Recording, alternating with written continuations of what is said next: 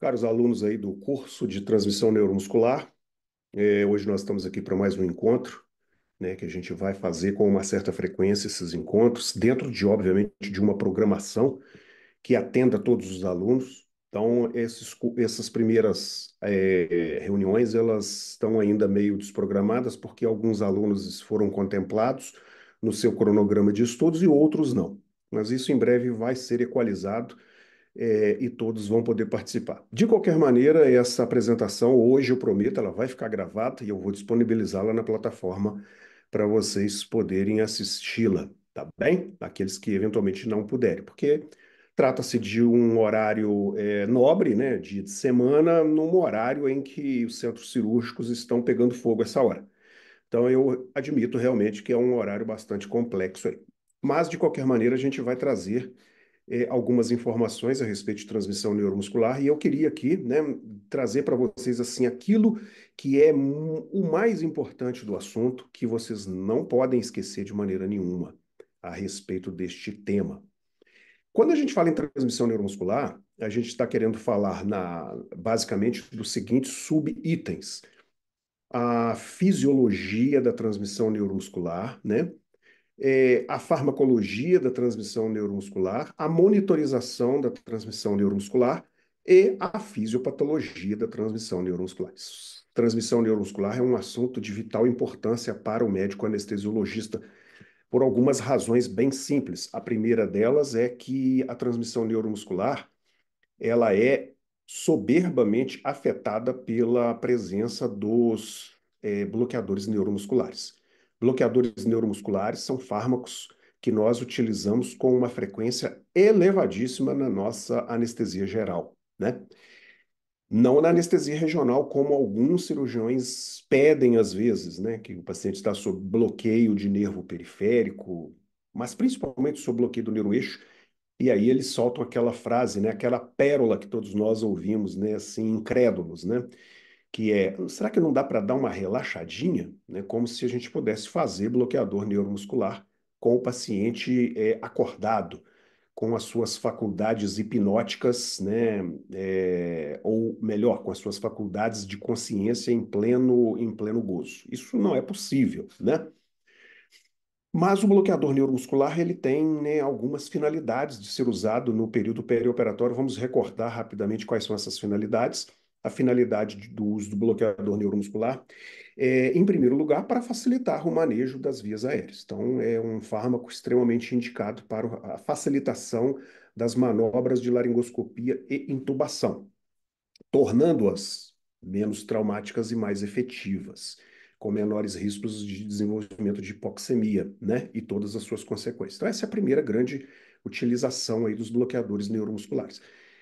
Também servem com a finalidade da gente melhorar a ventilação mecânica, tornando a ventilação mecânica mais efetiva e menos competitiva por parte de drive respiratório inerente do paciente, e isso faz com que os bloqueadores neuromusculares recentemente tenha sido demonstrada a sua eficácia em termos anti-inflamatórios ao nível da membrana alveolo-capilar. Então, os bloqueadores neuromusculares possuem propriedades anti-inflamatórias a nível da membrana alveolo-capilar, consequentemente, reduzindo a possibilidade de lesão pulmonar aguda, né? Então, os bloqueadores neuromusculares têm esta facilidade também, esta comodidade para o período perioperatório.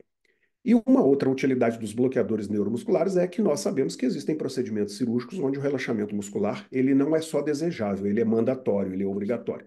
Então aí a gente tem intervenções diversas onde os bloqueadores neuromusculares são utilizados com a finalidade de suprimir qualquer tônus muscular da musculatura estriada esquelética voluntária e também do diafragma. Então a gente tem aí as cirurgias videolaparoscópicas e as cirurgias robóticas que devem ser feitas com um relaxamento muscular completo, né? Ou muito próximo dele, e com isso permitir um campo cirúrgico absolutamente imóvel, né? Estático durante a intervenção cirúrgica.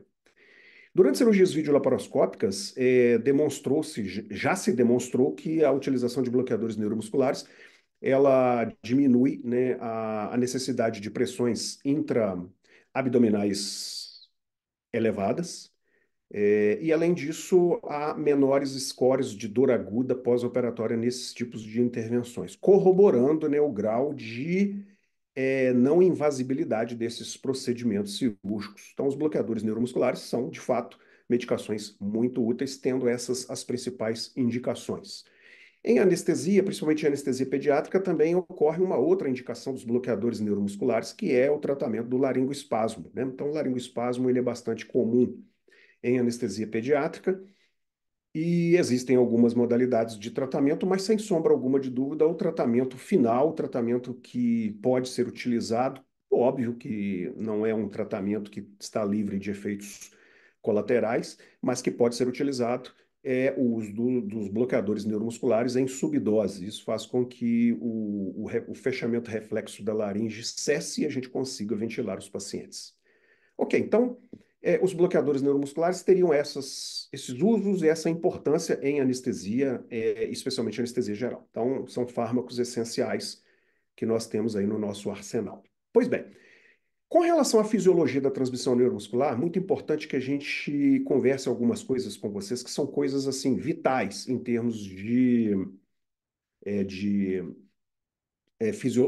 fisiologia da transmissão neuromuscular. Então, a gente tem que lembrar que a junção neuromuscular ou placa motora, né, ela vai existir na razão direta do grau de especificidade do movimento muscular.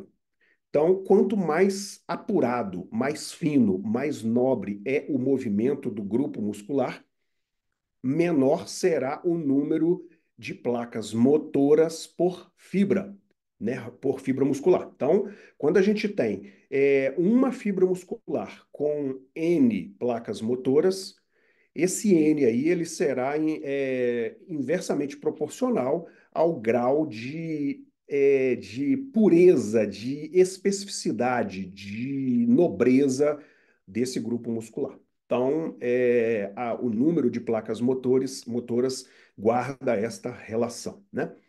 E uma coisa que a gente tem que entender e tem que saber desenvolver bem o raciocínio e saber muito bem é a questão da conversão do potencial de ação elétrico, né, que vai chegando através dos canais de sódio, principalmente, e também aquela despolarização, né, que envolve basicamente os canais de sódio, mas também outros canais que vem caminhando, né, do sistema nervoso central pelo sistema nervoso periférico na direção do grupo muscular por ele inervado, né?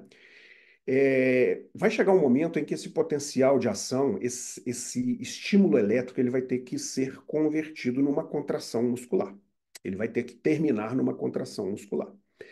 E isso é feito numa zona muito especializada, que é a placa motora, né? Então, quando esse potencial elétrico ele chega no terminal pré-sináptico, ocorrem uma série de fenômenos bioquímicos que terminam por liberar uma certa quantidade, um quantum, né, de acetilcolina na placa motora, na fenda sináptica, né? E ali, derramadas, essas moléculas vão interagir, obviamente, com receptores específicos, que são os receptores da acetilcolina, receptores, portanto, de natureza basicamente pós-sináptica, embora existam receptores colinérgicos pré-sinápticos. E isso é muito importante que você lembre qual é a finalidade desses receptores pré-sinápticos na participação funcional da placa motora. Então tem que lembrar isso também. Mas basicamente essa acetilcolina vai então se ligar ao receptor colinérgico e vai esse receptor colinérgico dar início a um fenômeno bioquímico pós-sináptico, né, que termina com a contração, com o acoplamento actina-miosina e, consequentemente, a contração muscular. Então, é um fenômeno que eu estou resumindo de uma maneira bem simplista, mas que você precisa lembrar dos detalhes dos fenômenos pré-sinápticos, dos fenômenos sinápticos e dos fenômenos pós-sinápticos. Inclusive, tem sido cobrado aí, né, de uma maneira assim que eu acho muito complexa em certas provas, quais seriam as proteínas, né, envolvidas na contração muscular nesse processo. Isso uma coisa que eu acho assim que não é muito importante para nós, já que nós precisamos nos deter ou nos ater a fatos relacionados à pré-sinapse e ao que acontece na fenda sináptica, né?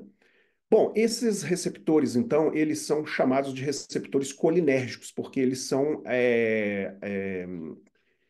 receptores para os quais a acetilcolina pode interagir com eles, gerando potenciais excitatórios pós-sinápticos, né? Pois bem, existem outros receptores colinérgicos espalhados pelo organismo, né?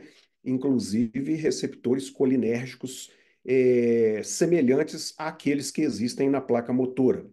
Os que existem na placa motora são chamados de receptores colinérgicos nicotínicos. E nós temos outros receptores colinérgicos nicotínicos, né? Então, nós temos aí basicamente duas famílias de receptores colinérgicos nicotínicos, os da placa motora e aqueles que estão colocados, né, em outras partes do organismo. Então, isso é muito importante que você também confira lá no nosso material quais são as nomenclaturas e as localizações desses receptores, porque isso tem aparecido com uma certa frequência em provas também. Pois bem, e aí nós temos doenças, né, eventualmente, que podem afetar cada uma dessas etapas, tanto no terminal pré-sináptico, quanto doenças que podem afetar o terminal pós-sináptico. Por exemplo, a miastenia graves, né? A miastenia graves é uma doença autoimune na qual o organismo passa a produzir anticorpos contra o receptor colinérgico nicotínico da placa motora. Isso vai fazendo com que o receptor colinérgico nicotínico vá sendo progressivamente destruído. Uma outra coisa fisiopatológica que você tem que saber com muita clareza é a questão da destruição de receptores colinérgicos nicotínicos que podem ocorrer na vigência da queimadura. Queimadura é um problema de saúde pública muito sério, né? E como ocorre a queima, a ignição de vários tecidos do organismo, os músculos não ficam de fora. E, consequentemente, do aspecto microscópico, os receptores colinérgicos nicotínicos são destruídos, né? Isso faz com que a efetividade da contração muscular seja prejudicada. Óbvio que isso vai desencadear respostas de compensação do nosso organismo, que são respostas genéticas relacionadas à expressão de receptores colinérgicos nicotínicos. E eles vão começar a proliferar na junção neuromuscular, ainda que ela esteja atordoada pela queimadura, ou em outros locais da membrana celular, sejam no terminal pré-sináptico, mas principalmente nos terminais pós-sinápticos. E aí a expressão desses receptores vai ocorrer de uma maneira muito atabalhoada, de modo que formas jovens, que não existem na vida adulta, que não existem na nossa vida adulta normalmente, brotem, né, na junção neuromuscular e estas formas embrionárias, digamos, né, formas de receptores colinérgicos nicotínicos atípicos, eles vão desencadear respostas fisiológicas bastante complexas e para as quais nós temos que conhecer, né? Então, nós já sabemos um pouquinho sobre a importância da fisiologia da junção neuromuscular, né? Temos que saber quais são os eventos pós-sinápticos. Já repeti isso, vou repetir isso mais uma vez. O que que acontece com os receptores colinérgicos nicotínicos quando ocorre a ligação em determinadas subunidades desses receptores colinérgicos nicotínicos, dessas estruturas pentaméricas? O que que acontece com esses receptores em termos de transporte de íons da fenda sináptica para o interior da célula muscular e o que que advém a seguir, né? Que culmina com a contração muscular. Então, nós temos que ficar muito atentos com esses fenômenos bioquímicos, porque eles são importantes também quando a gente for discutir uma patologia extremamente relacionada ao uso de bloqueadores neuromusculares, mas não só a eles, também está relacionado ao uso de certos anestésicos inalatórios, né? Que nós temos, principalmente os halogenados, porque outros anestésicos inalatórios não se provaram capazes de desencadear a síndrome, que nós vamos falar daqui a pouco, que é a hipertermia maligna. Então, o óxido nitroso e o xenônio não estão associados com o desenvolvimento de hipertermia maligna, mas o isoflurano o sevoflurano e o desflurano, sim, né? Junto com um bloqueador neuromuscular específico, que é a succinilcolina.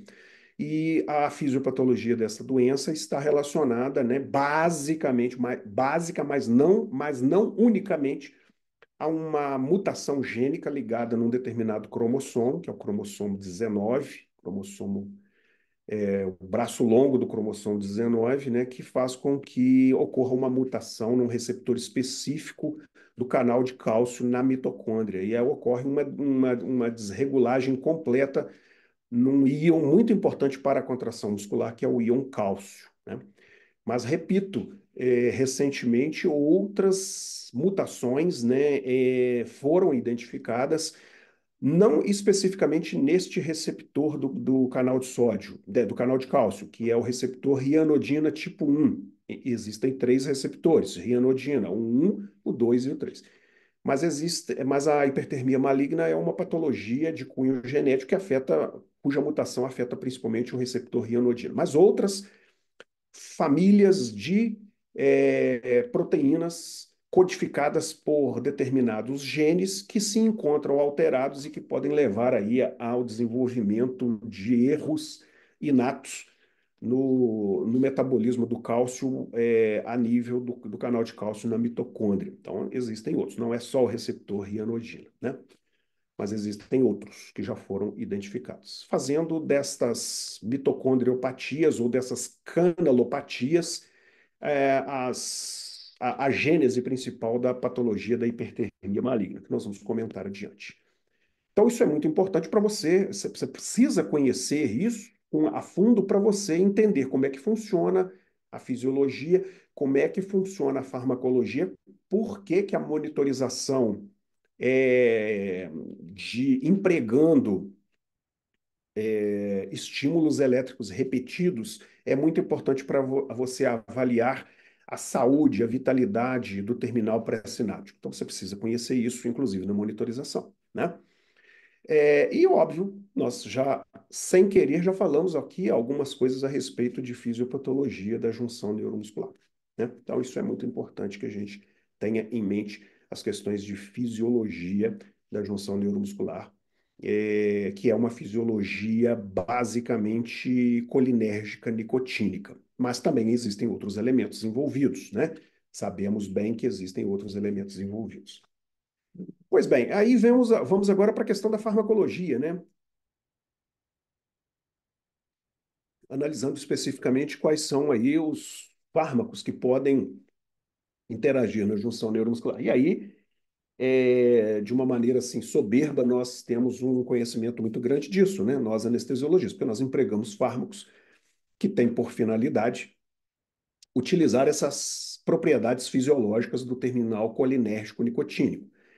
Nós temos possibilidade de empregar um fármaco que existe, que tem a finalidade de mimetizar a acetilcolina, embora não seja acetilcolina, são duas moléculas de acetilcolina ligadas entre si por uma ligação acetato, e quando a gente injeta esta medicação pela corrente sanguínea, ela vai ser distribuída primeiro no compartimento V1, que é o compartimento central, e logo em seguida ela vai atingir o compartimento V2, que é o compartimento de distribuição rápida, né?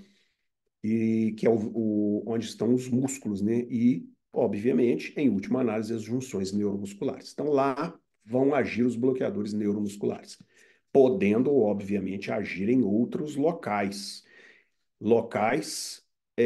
onde existam também, onde também exista acetilcolina e, consequentemente, a ligação da acetilcolina com o receptor colinérgico.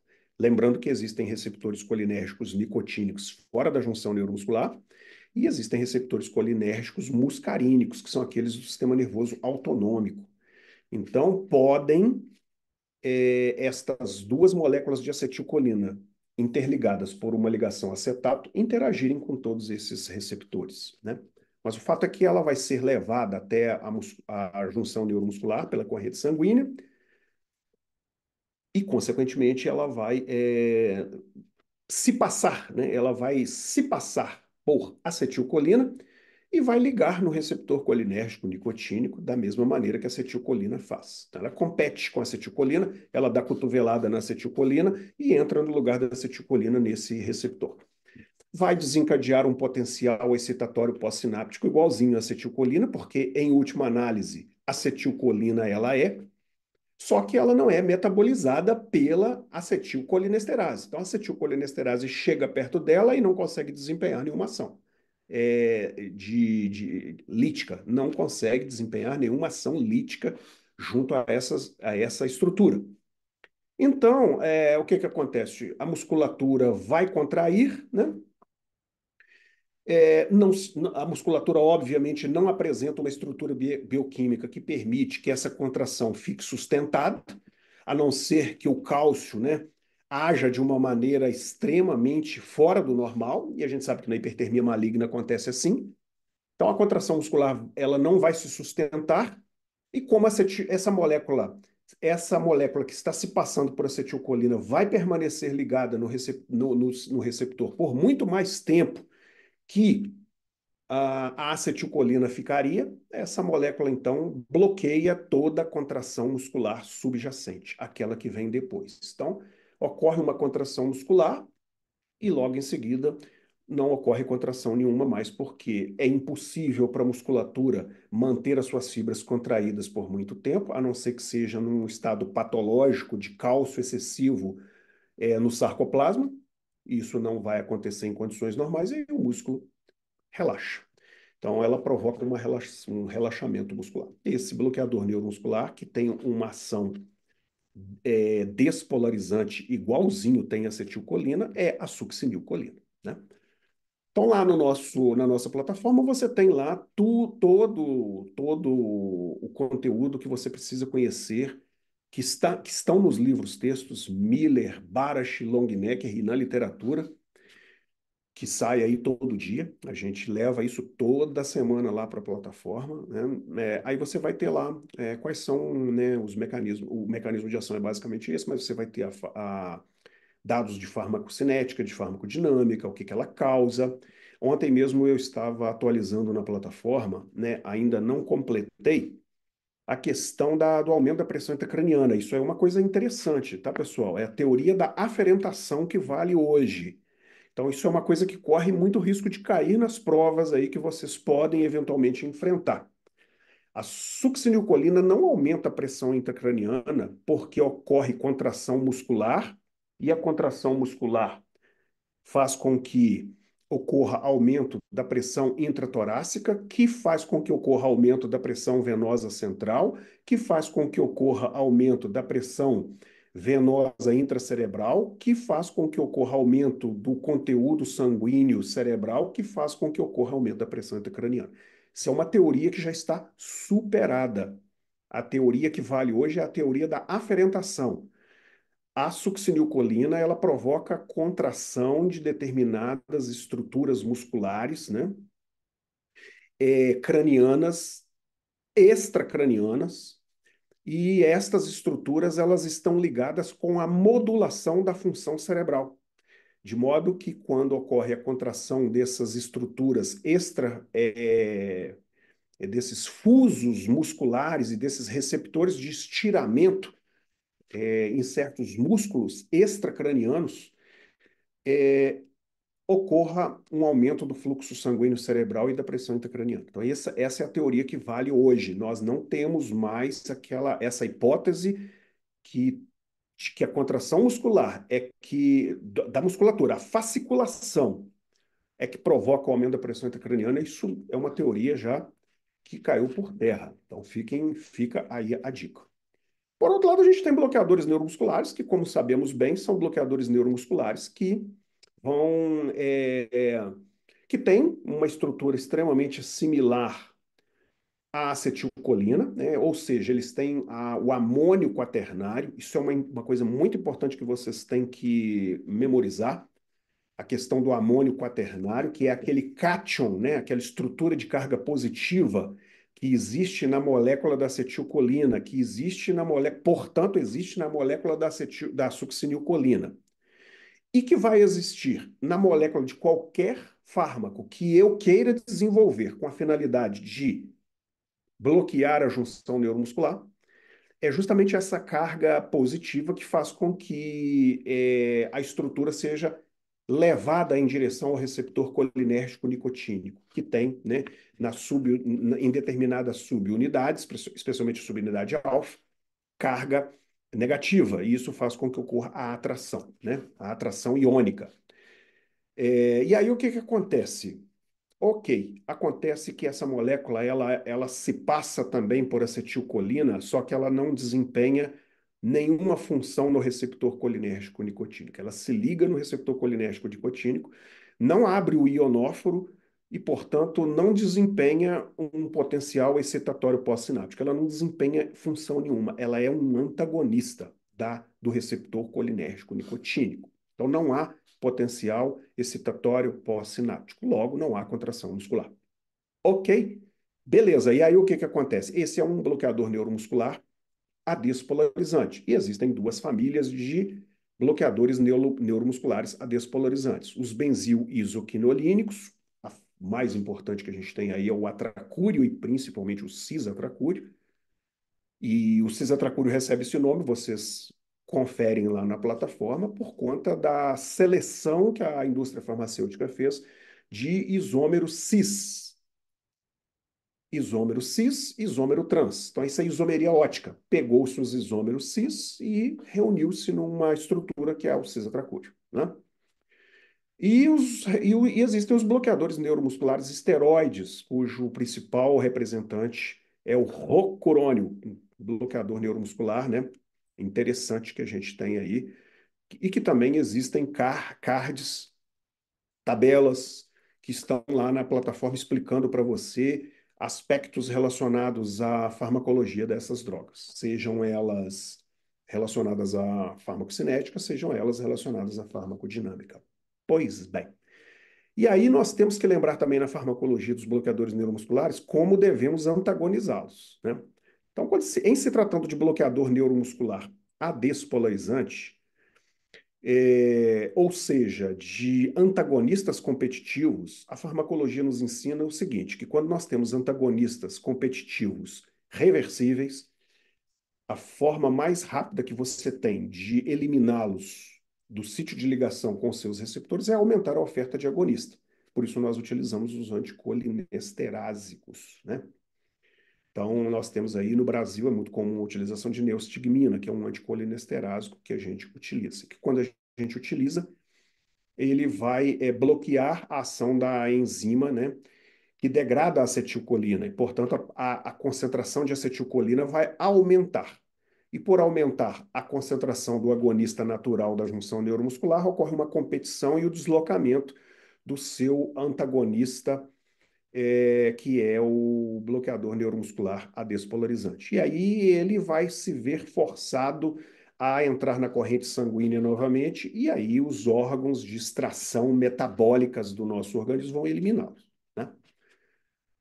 Pois bem, então é assim que a gente faz com os bloqueadores neuromusculares adespolarizantes. E aí surgiu, né, há alguns anos atrás, uma molécula que anda na corrente sanguínea encapsulando certos bloqueadores neuromusculares. Então, o mecanismo de ação desta molécula é o encapsulamento do bloqueador neuromuscular adespolarizante. E essa molécula, que é o sugamadex, ela tem uma capacidade intrínseca de agir com muita especificidade sobre a molécula do rocurônio. Então, quando eu injeto o sugamadex na corrente sanguínea, ele já vai no compartimento V1, é, encapsulando as moléculas de rocurônio. Isso cria um gradiente de concentração entre o compartimento V2 e o compartimento V1. Um gradiente de concentração que faz com que o V2 fique muito alto, e aí essa molécula se vê na seguinte situação: ou eu continuo, o rocurônio continua, se vê na seguinte situação, ou eu continuo aqui na junção neuromuscular sem servir para nada, apenas bloqueando o receptor colinérgico nicotínico, ou eu vou para onde é mais fácil, que é para o compartimento central V1. E aí lá ele é capturado pela molécula de sugamadex. Então ela vai capturando, e as que já estão no compartimento V1, no sangue, no plasma, né, no compartimento central, e à medida em que cria esse gradiente, ocorre o deslocamento das moléculas de rocurônio para o compartimento V1, onde ele sofre um novo encapsulamento. Isso cria um progressivo gradiente de concentração entre o compartimento V2 e o compartimento V1. Então, é uma molécula extremamente interessante, mas surgiram recentemente preocupações muito grandes com o rocurônio, né? E eu já falo de antemão para vocês que a cada dia surgem mais evidências de certos efeitos colaterais, como broncoespasmo, laringoespasmo, tosse, alguns relatos aí de bradicardia, bradiacistolias, de bradicardia, bradiarritmias e assistolia, com, obviamente, colapso hemodinâmico e necessidade de instalação de manobras de reanimação. Também é importante falar da questão da angina vasoespástica que pode ocorrer com essas moléculas, cujos mecanismos ainda não são totalmente explicados. Também pode ocorrer, né, ainda de uma maneira que não se consegue explicar, a possibilidade, isso na emergência da anestesia geral é muito interessante, né? Até fizemos uma enquete outro dia lá no Clube do Artigo Sinapse sobre isso, que é a possibilidade que o Sugamadex impõe a anestesia geral no sentido de acelerar a recuperação em termos de consciência do paciente. Então, é uma molécula que facilita o despertar do paciente. Ainda precisa ser estudado. Não sabemos, existem algumas hipóteses que envolvem aí a formação reticular, que envolvem aí aspectos farmacocinéticos do Propofol, né? Mas ainda não sabemos. Vamos aguardar. E, obviamente, o Sugamadex, uma coisa que preocupa muito, né, no uso do Sugamadex, além disso tudo que nós falamos para vocês, são os estudos recentes, né, e até já comentamos isso num determinado artigo que a gente postou lá no Clube do Artigo Sinapse, que é a questão, né, da possibilidade de recoralização, mesmo com o uso do Sugamadex.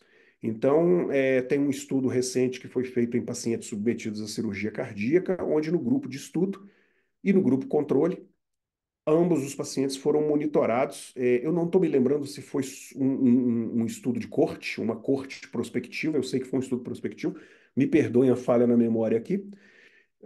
Então, eu não posso falar que houve grupo de estudo ou grupo de controle. Eu só posso afirmar que os pacientes que receberam o Sugamadex após rocurônio foram acompanhados por 7 horas de pós-operatório com monitorização quantitativa da transmissão neuromuscular, via sequência de 4 estímulos por acelerometria. E o que que deu? Deu que alguns pacientes voltaram, né, com a sua função neuromuscular ao estado caracterizado, que a gente caracteriza como bloqueio neuromuscular residual. Então, temos esses problemas aí, né? Ok, então falamos um pouquinho de farmacologia, coisas que vocês precisam conhecer com profundidade. Vamos falar um pouquinho de monitorização da transmissão neuromuscular. Primeiro, a monitorização da transmissão neuromuscular ganha cada vez mais relevância na literatura. Todo dia sai artigo novo falando da importância de se monitorar a transmissão neuromuscular. Primeiro, porque existe uma variabilidade individual enorme no uso dos bloqueadores neuromusculares e dos fármacos usados para reverter os seus efeitos. Então, é mandatório se monitorar a transmissão neuromuscular, ainda que não seja legalmente exigida no Brasil. A Resolução 2174 sugere, não obriga, né? Tal como faz com o oxímetro de pulso, com a cardioscopia, com a pressão arterial não invasiva e com a capnometria e capnografia. Mas a transmissão neuromuscular ainda não. Acredito que na próxima revisão da Resolução 2174 essa transmissão deverá ser adotada. Então, bom, então é feito por essas questões. A variabilidade individual se prova cada vez maior. Todo dia sai estudo mostrando que, por exemplo, a variabilidade ao Sugamadex é enorme. Aquelas doses que nós acreditamos que são adequadas, segundo o FDA recomenda e o fabricante recomenda, por exemplo, 2 miligramas por quilo de Sugamadex. Aquelas doses ali, elas podem ser doses pequenas para alguns pacientes e podem ser doses muito elevadas para outros pacientes. Então, nós realmente não sabemos bem essa questão da variabilidade individual. Daí a necessidade de se utilizar a monitorização. Uma outra questão que pega muito a respeito de monitorização é justamente a possibilidade que a monitorização tem, ainda que, conforme eu falei com vocês, de não se poder detectar, né, ainda que de maneira categórica, a questão do bloqueio neuromuscular residual. Então, o bloqueio neuromuscular residual é uma outra finalidade que tem a monitorização da transmissão neuromuscular. É muito importante que a gente monitore para a gente saber a quanto andas a recuperação da junção neuromuscular após o uso desses fármacos. Então, isso é muito importante. Mas, repito, conforme nós já falamos anteriormente para vocês, a gente não tem ainda uma garantia de que a utilização do neuromuscular seja realmente uma eficaz Já para tá chegado, eu pedi pro diagnosticar esse Quer problema. entrar já? Pois bem, então, essa questão da transmissão, da monitorização, ela é de vital importância, e aí a gente tem métodos que nós temos para fazer o diagnóstico, tanto do momento em que o bloqueio se instala, quanto do momento do grau de profundidade que a gente quer no bloqueio naquele instante. Conforme nós já comentamos, existem cirurgias onde o bloqueio profundo ou mesmo completo é mandatório. E a terceira fase da cirurgia, que é a fase de recuperação, onde eu desejo restabelecer aquela fisiologia que nós comentamos da junção neuromuscular de maneira eficaz, completa, total. Então a gente precisa utilizar a monitorização. Se a monitorização não é capaz, né, apresenta os seus problemas, nós não temos outra maneira que não seja através da monitorização. E aí nós temos dois tipos de monitorização que nós precisamos entender. A monitorização que afere dados vitais, então é uma monitorização paramétrica, né, uma monitorização que afere valores, e nós temos aquela que é baseada em dados não paramétricos, que ainda, infelizmente, é muito utilizada por alguns anestesiologistas nesse Brasilzão afora, que é a paciente é capaz de protrair a língua, ele é capaz de manter a cabeça elevada por mais de 5 segundos, ele é capaz de inspirar e expirar profundamente, logo ele está apto. Eu já estou apto a dizer que a junção neuromuscular dele está saudável, não há problema. E aí a gente vem a descobrir que não, que a junção neuromuscular, mesmo com esses parâmetros, que são parâmetros não objetivos, né? A junção neuromuscular pode estar severamente comprometida. E aí ela vai afetar coisas que eu não consigo medir, que são a resposta ventilatória, a hipóxia e principalmente a resposta ventilatória, a hipercapnia. E além disso, ela compromete sobremaneira a questão da capacidade que a musculatura das vias aéreas, especialmente das vias aéreas superiores, tem de bancar os fenômenos da respiração, porque nós sabemos que a respiração ela é um processo onde se misturam duas etapas, uma que é feita passivamente, que é a expiração, e a outra que é feita ativamente, que é a inspiração. Agora, a expiração pode ser comprometida pelo bloqueio neuromuscular residual? Pode. E a expiração, ainda que seja passiva, ela pode se tornar ativa? Pode. Quando o paciente vai tossir, por exemplo, para eliminar secreções, isso pode ser comprometido. Então, a capacidade de eliminar secreções fica comprometida com o bloqueio neuromuscular residual. Ok, a literatura mostra isso. E a capacidade inspiratória, obviamente, vai ficar comprometida com o bloqueio neuromuscular residual. E aí vem uma outra questão também. Será que os reflexos protetores das vias aéreas se mantêm adequados quando nós temos bloqueio neuromuscular residual? A resposta é eles ficam comprometidos. E aí, a possibilidade do paciente fazer não a aspiração franca de conteúdo gástrico, mas a microaspiração de conteúdo gástrico, de secreções, e de acumular esses fluidos nos pulmões, nas pequenas vias aéreas, e de desenvolver, né, pneumonia e atelectasia no pós-operatório, eles aumentam sobremaneira. Então, a gente passou a descobrir coisas que a gente não imaginava. Então, a monitorização, ela é fundamental. Ela ainda não é, como eu disse a vocês, mandatória por força de resolução, mas a literatura bate com muita contundência na utilização desse tipo de monitor, né? Ok, e aí a gente tem os métodos, né? Lá na plataforma estão bem desenhados quais são esses métodos de monitorização, né? A gente tem aí o método padrão ouro, que continua sendo o padrão ouro, que é a mecanomiografia. A mecanomiografia, ela mede a força muscular, né? que o grupo muscular faz quando se contrai. No caso, é o adutor do polegar, né? Em decorrência da estimulação no nervo ulnar. E o que que acontece? Para medir a força muscular, eu tenho que colocar um aparelho que faça justamente a medida dessa força muscular. Então, a mecanomiografia, que é a medida da força mecânica contrátil, da contração isométrica do músculo, é feita com um aparelho que a gente não tem em lugar nenhum do mundo, não tem esse aparelho na sala cirúrgica. Então, esse aparelho ele existe quando eu quero estudar in vitro ou in vivo, né? Em animais, quero desenvolver, ou em seres humanos, eu quero desenvolver estudos a respeito de bloqueadores neuromusculares. Então, eu preciso desse aparelho porque ele é o padrão ouro. É com ele que todos os outros ainda são comparados. E aí, com base no que eu estudo, no que eu vejo na literatura, o que que eu posso falar para vocês? Quem vem em segundo lugar aí? Acelerometria? A acelerometria vem em segundo lugar. É um método mais utilizado na sala cirúrgica, né? Ou a cinemiografia. A cinemiografia e a acelerometria são duas faces da mesma moeda. Elas avaliam a mesma coisa por métodos diferentes. Então, vocês vão ver isso lá na plataforma, né? É uma mede aceleração, baseado na segunda lei de Newton, e o outro mede o grau de deformação do sensor piezoelétrico, né?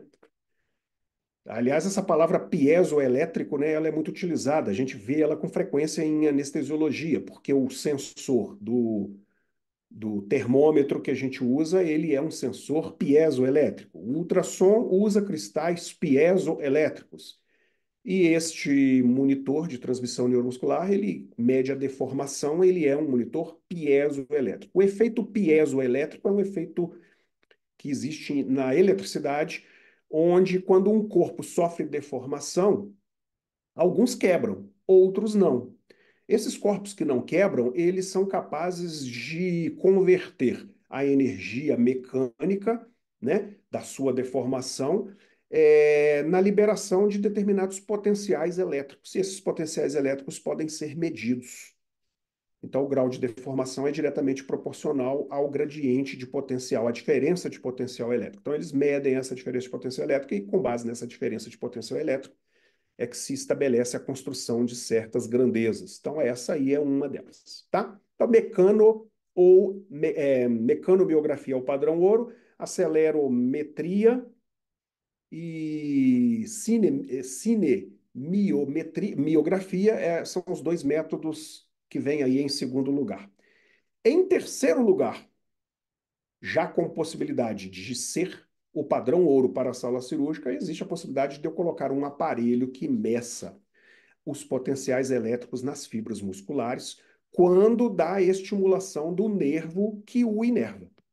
Então, o nervo que o inerva, ele vai trazer o potencial elétrico, esse potencial elétrico vai ser convertido num fenômeno bioquímico que vocês sabem bem, que acontece na junção neuromuscular, aí a contração muscular, ela produz potenciais elétricos, e esse potencial elétrico é justamente captado por sensores e esse é o método chamado, né, de método eletromiográfico. Então, a eletromiografia está chegando. Todos os estudos que hoje vêm sendo feitos mostram que ela é a que apresenta a melhor correlação com a mecanomiografia. Ganha, inclusive, da acelerometria e da cinemiografia. Então, a gente acredita que vai ser um monitor que virá aí para a sala cirúrgica e utiliza, né, é utilizado aqui também no membro superior. Não precisa de posicionamento tal como é exigido para a acelerometria, não há essa necessidade, né?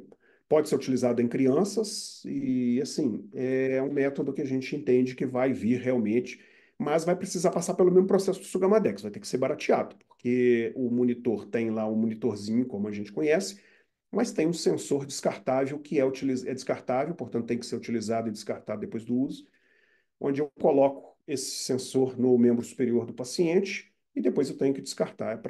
Não é um método que eu consiga utilizar em outro paciente. Então, tem o custo do sensor e do aparelho, que são maiores. E existem outros métodos, obviamente. E aí tem os padrões de estimulação também. Isso está bem explicado lá na plataforma. Eu não vou poder alongar muito, porque estão faltando só 10 minutos para eu encerrar essa apresentação, mas, repito, ela estará na plataforma hoje ainda, para vocês poderem assisti-la do início ao fim, essas dicas importantes aí. E aí a gente tem os padrões de estimulação, né? Então nós temos o estímulo simples, a sequência de 4 estímulos simples, nós temos a possibilidade de fazer tétanos, né? E aí a gente tem indicações de cada um desses padrões de estimulação. Os dois mais utilizados que a gente utiliza, que são realmente bastante interessantes aí, é a sequência de 4 estímulos simples, né? E o tétano, né? Então a gente pode fazer um tétano ou fazer uma sequência de tétanos e contar as respostas. O aparelho faz a contagem, né? Para nós. Então são métodos que a gente chama de métodos quantitativos, ou seja, são métodos que não são baseados em dados não paramétricos, mas sim em dados paramétricos. Então isso é muito importante que a gente tenha esta ideia, né? Ok. Então, nós temos aí as indicações, e com base nesses dois tipos de padrão de estimulação, nós temos a classificação do bloqueio. Bloqueio praticamente ausente. Há algum tempo atrás a gente falava que quando a relação entre a quarta e a primeira resposta na sequência de 4 estímulos atingisse um determinado valor, eu poderia falar categoricamente que a junção neuromuscular estava saudável, tal como sempre existiu. Isto é, ela está saudável como estava antes de eu usar o bloqueador neuromuscular, né, e o fármaco reversor. E aí a gente vê hoje que isso não é possível mais de afirmar. Uma vez utilizado o bloqueador neuromuscular, a junção neuromuscular pode demorar muito mais tempo do que a gente imagina para recuperar a sua função normal, né? Então isso é uma coisa que a gente discute bem lá na plataforma, no curso de transmissão neuromuscular junto com vocês. Uma outra questão também que a gente precisa pontuar, né, a respeito de transmissão de monitorização, né, que é com base nessa monitorização que eu faço a reversão do bloqueio. Então, hoje já está provado, comprovado na literatura especializada que esse negócio da gente reverter o bloqueio neuromuscular feito de maneira empírica, baseado numa dose por quilo de peso, sem que a gente consiga avaliar o momento em que eu estou fazendo a injeção dessa droga, como está a junção neuromuscular, isso é muito perigoso. Então, hoje a gente tem que fazer a reversão guiada pela transmissão neuromuscular. Quando a gente fala em terapia guiada por meta, eis aí um exemplo de uma terapia guiada por meta, que é sabidamente efetiva. Quanto mais superficial estiver o grau de bloqueio neuromuscular, melhor é a minha reversão. Quanto mais profundo for, pior é a minha reversão. Em outras palavras, quanto mais superficial estiver e eu reverter, mais efetivo fica a minha junção neuromuscular em termos de proteger o paciente com uma eficiente resposta ventilatória à hipóxia, com uma eficiente resposta ventilatória à hipercapnia, com uma eficiente resposta anticolabamento das vias aéreas superiores, né? Então, tudo isso está interligado. Então, a monitorização é essencial. Monitorização é essencial. Tem que fazer todo dia, e tem que se basear na monitorização realmente para a gente tomar decisões. Ok? Finalmente, queria falar para vocês a respeito da fisiopatologia da junção neuromuscular. Então, a fisiopatologia lá na plataforma, a gente fez essa distribuição, tal como eu fiz aqui agora com vocês, e lá na fisiopatologia da junção neuromuscular, a gente fala, né, das patologias que podem afetar a junção neuromuscular. Então, a gente fala de patologias para as quais o uso do bloqueador neuromuscular pode não fazer o efeito que eu quero, né? Ou seja, o paciente pode apresentar uma resistência ao bloqueio neuromuscular, ou, na pior das hipóteses, ele pode apresentar uma sensibilidade absurda ao bloqueio neuromuscular. Se esse bloqueio for um bloqueio despolarizante, todos aqueles efeitos que a gente comentou com vocês, da succinilcolina, eles podem ser de sobremaneira intensos, né? E aí surgem preocupações muito grandes, né, com relação ao fato de que a despolarização ela joga sódio para o intracelular e joga potássio para o extracelular. Então, o nosso líquido extracelular pode ser invadido por uma quantidade absurda de potássio. E isso é um evento eletrolítico que a gente teme muito, que é a hipercalemia aguda, que pode levar aí à parada cardíaca, e à morte. Então, isso precisa ser bem estudado lá. O que que eu recomendo para vocês que vocês estudem? Lá tem um quadro enorme de patologias. São todas as patologias de uma maneira bem resumida. E lá vem dizendo o seguinte: é, patologia tal, por exemplo, síndrome do neurônio motor inferior. Aí vem, isso não me interessa realmente saber, não tem como eu saber a fisiopatologia dessa doença. Mas me interessa saber o seguinte: eu posso já usar bloqueador neuromuscular adespolarizante nesse caso? Então, pessoal, o que a gente tinha há 10 anos atrás, que era o seguinte: paciente tem uma patologia que afeta a junção neuromuscular. Qual é a regra do momento? Não usar, em hipótese alguma, um bloqueador neuromuscular despolarizante. Bloqueador neuromuscular despolarizante, não pode. Pelo amor de Deus, não pode. Com o desenvolvimento do conhecimento, a gente percebe que uma grande maioria das patologias que antes a gente achava que não podia, hoje pode, né? Então, eu acho que vocês têm que fazer uma regrinha para memorizar, é isso. Quais são as patologias em que eu não posso usar bloqueador neuromuscular despolarizante sob a luz do conhecimento atual, porque se eu fizer isso, eu vou estar correndo o risco de causar uma síndrome hipercalêmica e qualquer outra coisa que colhendo efeitos absolutamente indesejáveis da succinilcolina nesses pacientes. Então é isso. Tanto é isso é que vocês têm que guardar. E algumas patologias a gente precisa estudar. Então vamos lá. Duas em especial destaque. A miastenia e as síndromes miastênicas, né? Então a gente sabe que na miastenia, já comentamos isso, quando eu falei com vocês da fisiologia, falei que era importante, e agora vocês estão vendo aí que é importante mesmo.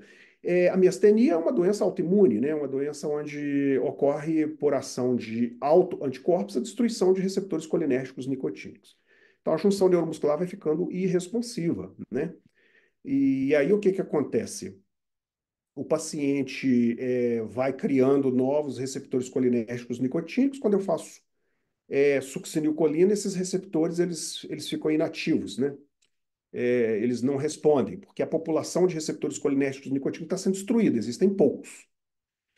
E aí, o que que acontece quando eu faço um bloqueador neuromuscular adespolarizante? Como existem poucos, e são os poucos que respondem pela parca contração muscular, quando eu faço esses bloqueadores, o bloqueio neuromuscular é muito intenso, grave, prolongado. Então, isso vocês precisam conhecer, né? E a outra patologia, obviamente, é a questão da hipertermia maligna, que é uma doença, né, de cunho basicamente autossômico de caráter dominante. Quando a gente fala autossômico, é que ela não tem ligação com os cromossomos sexuais X e Y, né? Então ela não sofre interferência do gênero, seja ele masculino ou feminino, e ela é de caráter dominante. Mas hoje a gente já tem uma outra visão sobre hipertermia maligna. A hipertermia maligna é uma doença que tem uma apresentação muito distinta no nosso corpo, de modo que ela pode se apresentar sem que a gente apresente realmente qualquer histórico familiar de tê-la. Isso é muito importante. Então, na avaliação pré-anestésica, isso está escrito lá na plataforma. A avaliação pré-anestésica não é só mais hoje perguntar para o paciente se ele tem antecedentes de morte súbita e inexplicada na família. Não. Então, hoje, por exemplo, leva-se muito em consideração a questão da fraqueza muscular, principalmente aquela fraqueza muscular que se segue a exercício físico extenuante, né? Outra questão que aumenta a incidência de deflagração de hipertermia maligna em pacientes que apresentam mutação dos genes que nós combinamos com vocês é a pacientes que em menos de 24 horas fizeram exercícios extenuantes, então a incidência de hipertermia maligna nesses pacientes está mais aflorada do que nos pacientes que não fizeram exercícios. Então, se eu tenho um paciente que foi anestesiado 24 horas após, até 24 horas após ter feito uma maratona, o risco dele desenvolver hipertermia maligna é maior caso ele não tivesse feito esse tipo de atividade física. Então, ele poderia passar absolutamente sem sintomas no curso de uma anestesia geral. E um outro sintoma que nós temos que perguntar demais para o nosso paciente é a questão da febre. Então, febre 24 horas antes da cirurgia aumenta a incidência de ocorrência de hipertermia maligna símile, que é uma mutação não clássica do receptor rianodina tipo 1, mas de outras proteínas envolvidas. Existem já duas outras proteínas que foram descritas no canal de cálcio da mitocôndria, e isso pode fazer com que o paciente deflagre sintomas clássicos ou não de hipertermia maligna. Então, a gente certamente faz anestesia todo dia em pacientes que inexplicavelmente estão taquicárdicos, que inexplicavelmente fazem algum grau de acidose metabólica e que fazem inexplicavelmente, né, elevações da pressão parcial expirada de gás carbônico, sem que exista uma causa aparente para isso, e isso pode realmente trazer problemas para nós. Queria chamar a atenção de vocês para coisas que ainda precisamos estudar. Existem pessoas estudando isso. Por exemplo, se a febre 24 horas antes da intervenção cirúrgica é capaz de deflagrar uma crise de hipertermia maligna símile em pacientes susceptíveis, será que o superaquecimento causado pelos sistemas de aquecimento do paciente na sala cirúrgica não podem fazer o mesmo efeito? A resposta é: pode ser, nós não sabemos isso ainda. Lembrando, e por que eu estou falando isso para vocês? Porque o aquecimento por ar quente convectivo na sala cirúrgica, ele é um sistema tão eficiente de tratar a hipotermia que muitas vezes os nossos pacientes podem ficar hipertérmicos no curso de uma anestesia geral. Então fiquem atentos com relação a estas questões aí, tá bem? O tratamento, né, é muito importante vocês lembrarem lá do tratamento, né, primeiro o diagnóstico, é difícil de fazer o diagnóstico. Existem lá na plataforma, nós colocamos lá uma tabela que mostram critérios, né? Todos os critérios envolvidos no diagnóstico da hipertermia maligna. E aplicando aquela tabela, você tem condições de falar se o seu paciente está com sintomas ou sinais e sintomas característicos de hipertermia maligna, clássica ou hipertermia maligna símile, ou não. E é justamente a tabela que é aplicada por esse hotline que existe no Brasil, onde você faz uma ligação e a pessoa que do outro lado atende, ela vai justamente preencher essa tabelinha baseado nos sintomas, sinais e sintomas que você relata para ela. E ela vai falar é ou não é, é provável ou é improvável a ocorrência de hipertermia maligna. E o medicamento é o dantrolene sódico, né, que é um medicamento que a gente precisa, isso é muito importante, para tratar uma crise de hipertermia maligna, a gente precisa de pelo menos 36 frascos de dantrolene na mão, à mão, né, para fazer o tratamento da hipertermia maligna, caso a gente tenha um paciente com esta crise, seja ela suspeita ou seja ela uma crise franca realmente de hipertermia maligna. A mortalidade de hipertermia maligna se situa, ainda é muito elevada, se situa aí numa casa de valores aí que eu não estou me lembrando com certeza, mas me parece que é algo em torno de 11% de mortalidade, ou seja, é uma mortalidade muito significativa, né? Então, fica aí todos os cuidados, né, para o uso parcimonioso desse tipo de bloqueador neuromuscular, que é, né, associado também com o uso de anestésicos inalatórios. E aí, conforme a gente já comentou para vocês, isso aí. Então, essa reunião ela está gravada, essa apresentação está gravada. Qualquer dúvida que os alunos do curso de transmissão neuromuscular tiverem, podem entrar em contato. A gente fica à disposição sempre e no nosso próximo encontro a gente volta a discutir essas questões de uma maneira bem interessante, bem tranquila aí para vocês. Um grande abraço a todos, obrigado aí aos que estiveram presentes e até um próximo encontro, se Deus quiser, né? Tá bem? Abraços.